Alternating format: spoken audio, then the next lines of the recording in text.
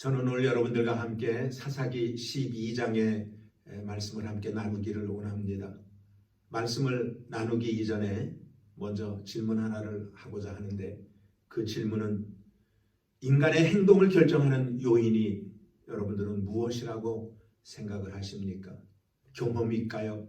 아니면 지식일까요? 아니면은 정보일까요? 물론 그런 것들도 요인이 될 수가 있겠지만, 저는 그보다도 더 중요한 요인이 될 수 있는 것이 무엇이냐면은 감정이라고 생각을 합니다. 사람들이 가지고 있는 감정에 따라서 전혀 예상치 못했던, 전혀 내가 생각지 못했던 어떤 행동을 보일 때가 우리가 많이 있습니다. 그래서 그런 걸로 인하여 후회하기도 하고 안타까워하기도 하는 우리들의 모습을 볼 수가 있는 것입니다. 인간의 감정에는 시기와 질투라는 것이 있습니다. 그래서 그 시기와 질투를 통해서 여러 가지 악이 발생하는 것을 우리는 경험하게 되어집니다. 성경에 보게 되면 시기와 질투에 의해서 가장 먼저 발생한 것이 살인 사건이었습니다. 가인과 아벨은 형제이었음에도 불구하고 시기와 질투 때문에 형 가인이 아벨을 죽이는 일이 생깁니다.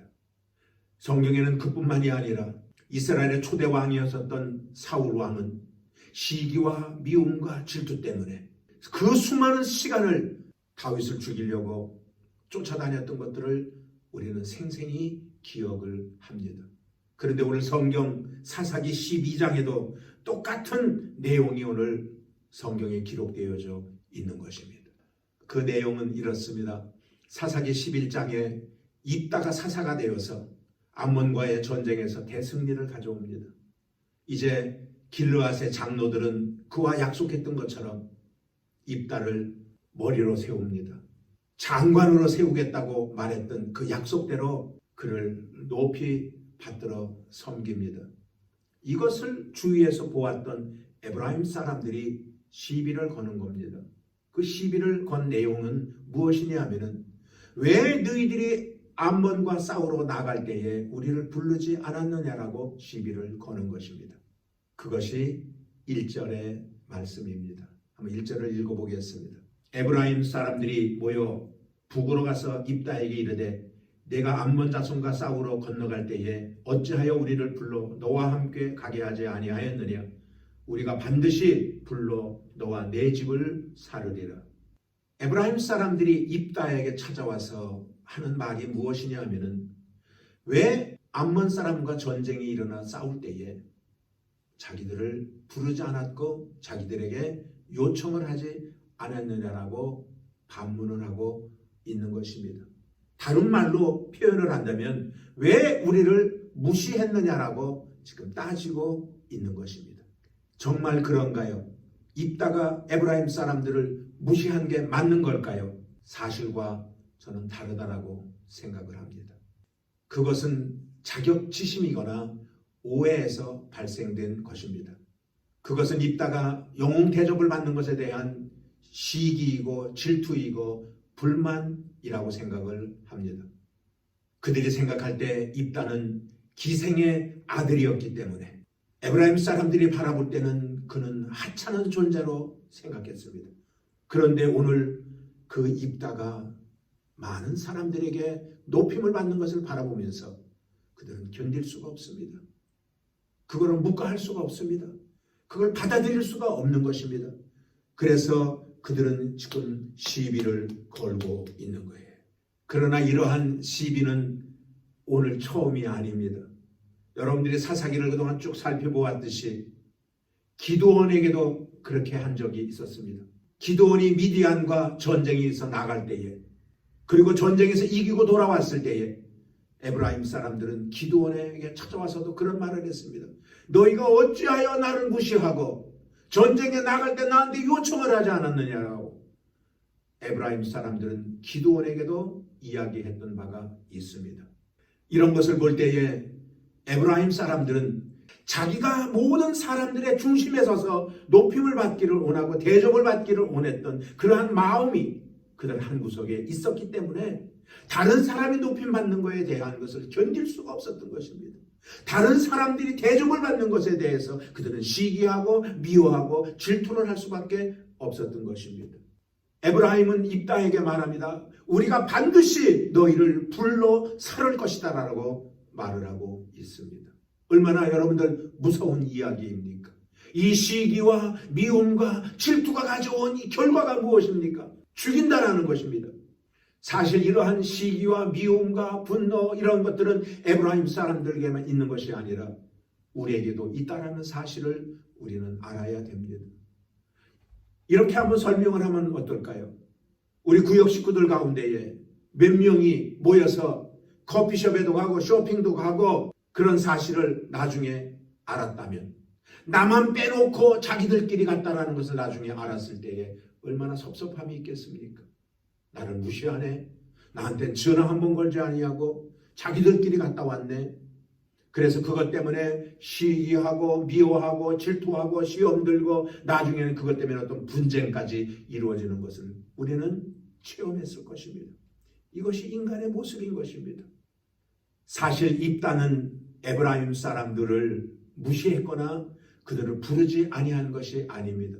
오늘 성경 2절에 보게 되면 이렇게 기록해 놓고 있습니다.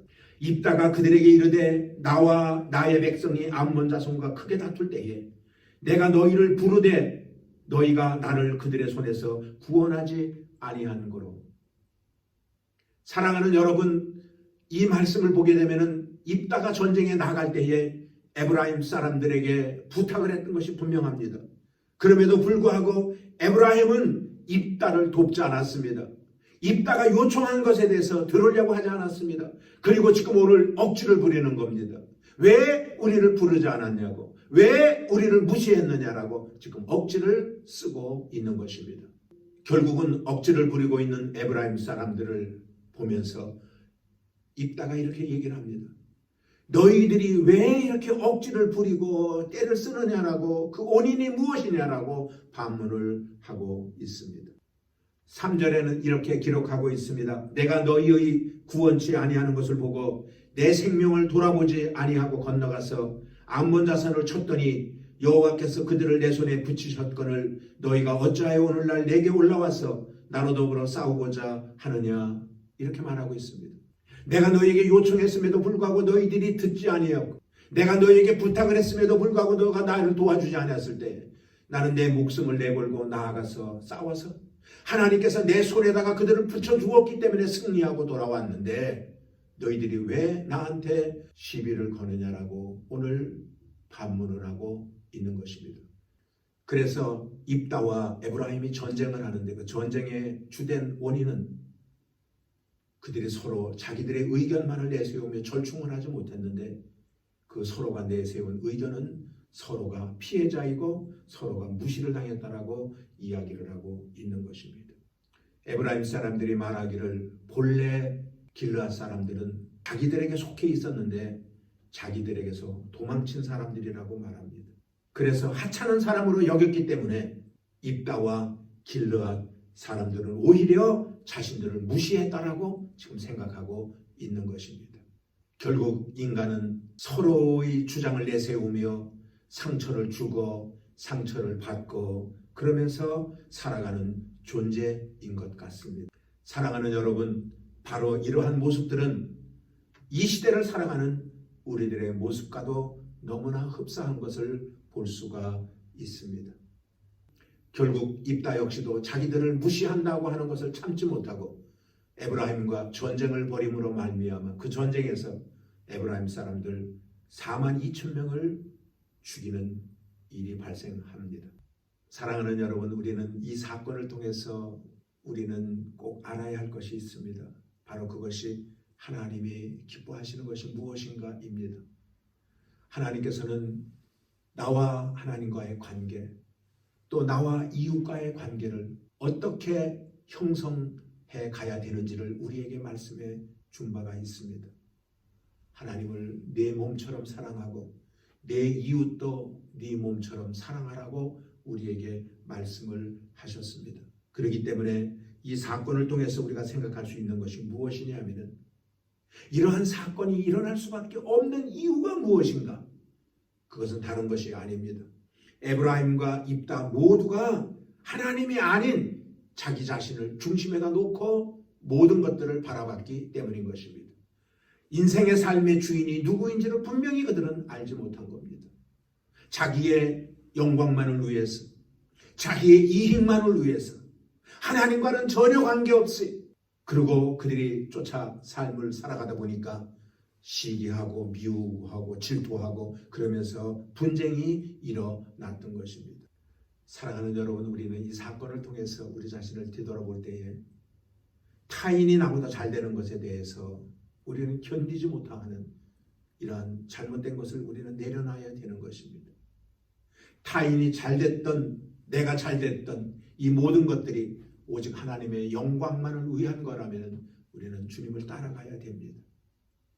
누구를 의식하지 말고 누구를 바라보지 말고. 여러분들 포도원 품꾼을 보게 되면은 포도원 품꾼이 처음에 포도원에 들어갔을 때에는 기뻐 들어갔어요. 감사해서 들어갔어요. 얼마나 열심히 일했는지 몰라요. 그런데 그가 저녁 시간이 됐을 때에 품꾼 주인이 일이 바빠서 사람을 늦은 시간에도 불렀을 때에 그는 비교를 합니다. 나는 하루에 품값을 얼마만을 받고 들어왔는데 저 사람은 과연 얼마나 받을까 하는 비교의식 속에서 나중에 똑같은 대우를 해줬을 때에 그들은 시기하고 미워하고 질투했습니다. 그때 포도원 주인은 말했습니다. 먼저 된 자가 나중될 수가 있다고.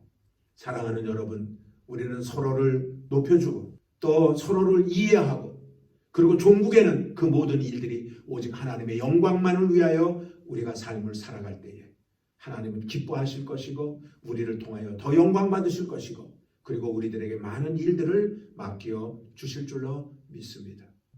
우리는 지음받은 것이 하나님 영광을 위하여 지음받았다라고 우리는 늘 고백을 합니다. 그렇다면 우리의 모든 삶의 결과를 오직 하나님 앞에만 올려드릴 수 있는, 하나님 앞에만 영광을 돌려드릴 수 있는 저와 여러분들이 되기를 주님의 이름으로 축원을 드리겠습니다. 우리는 더 이상 어떤 미움과 시기와 질투 때문에 상처를 주고 상처를 받는 일을 우리는 이제 피해야 됩니다. 그럴 때에 인간에게 붙어 있었던 미움과 시기와 질투는 사라지게 될 것입니다. 예수님은 무수히 많은 사람들로부터도 조롱을 당했고 무시를 당했고 또 제자들로부터도 버림을 당했지만 예수님은 분노하지 않았습니다. 그러므로 죄인된 우리가 그리스도의 십자가 부활로 말미암아 새 생명을 얻은 것을 우리는 꼭 기억하고 서로 사랑하고 서로 존중하고 그리고 서로 함께하는 그러한 삶을 살기를 바랍니다.